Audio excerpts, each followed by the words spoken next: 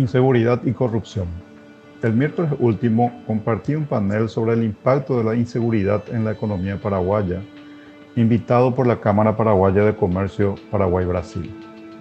Es importante debatir sobre las causas de la creciente inseguridad, las debilidades institucionales que tiene nuestro país para combatirlas de manera efectiva y las reformas necesarias para alcanzar estándares mínimos de seguridad, tanto física como jurídica, las cuales son factores fundamentales para un desarrollo económico y social sostenible. A nuestros problemas endémicos de contrabando, evasión impositiva, usura, corrupción pública, etc., en la última década se han sumado y expandido otros graves delitos como el secuestro extorsivo, el narcotráfico y con este último, el sicariato.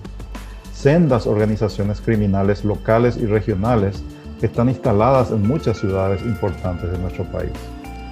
El reciente atentado en un espectáculo musical en San Bernardino fue la señal más concreta del avance de la inseguridad ligada al crimen organizado, donde una persona inocente y de bien perdió la vida y otras fueron heridas.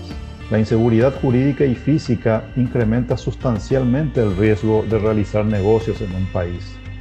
Para compensar este mayor riesgo, los inversionistas, tanto individuales como empresariales, exigen una mayor tasa de rentabilidad, lo cual limita los negocios viables.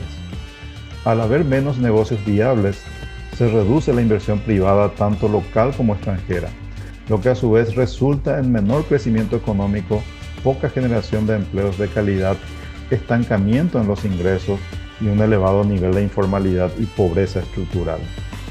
Además, esto se convierte en un círculo vicioso, porque la creciente pobreza estructural es un caldo de cultivo para mayor inseguridad, con lo cual se reproduce el modelo y con el tiempo va aumentando el riesgo de convertirnos en un país inviable.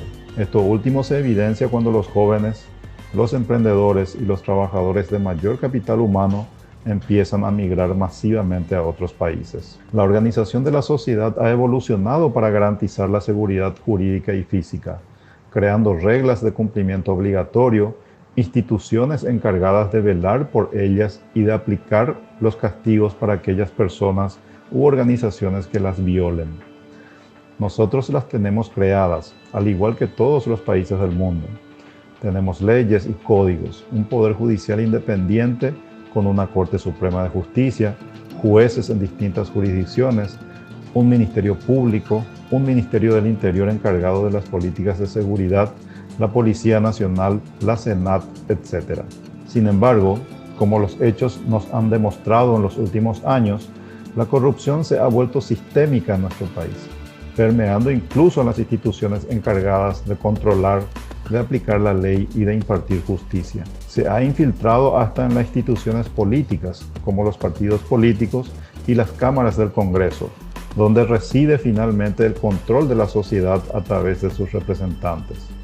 Como ejemplo podemos mencionar policías que falsean datos en prontuarios de delincuentes o que proveen documentos de identidad falsos, ex miembro de la Corte y ex fiscal general procesados por corrupción, ex senador ya fallecido que como presidente del jurado de enjuiciamiento de magistrados presionaba a fiscales y jueces para influenciar en procesos judiciales, etc. La corrupción inmoviliza a las instituciones encargadas de velar por la seguridad y de aplicar la ley. Si estas instituciones fallan, falla el sistema por completo, impera el crimen y la impunidad y el país se vuelve inviable. En este camino estamos. La situación es grave y requiere un cambio radical. Si las autoridades de los tres poderes del Estado, los líderes políticos, empresariales y sociales no dimensionan esta realidad y actúan en consecuencia implementando las reformas necesarias, serán los responsables de inviabilizar nuestro país a mediano plazo. Como ciudadanos, en las próximas elecciones generales tenemos la obligación de elegir mejores representantes en el Congreso, en el Poder Ejecutivo y en las gobernaciones. Gente de bien y honesta que impulsen los cambios legales y asignen los recursos necesarios para cambiar esta realidad.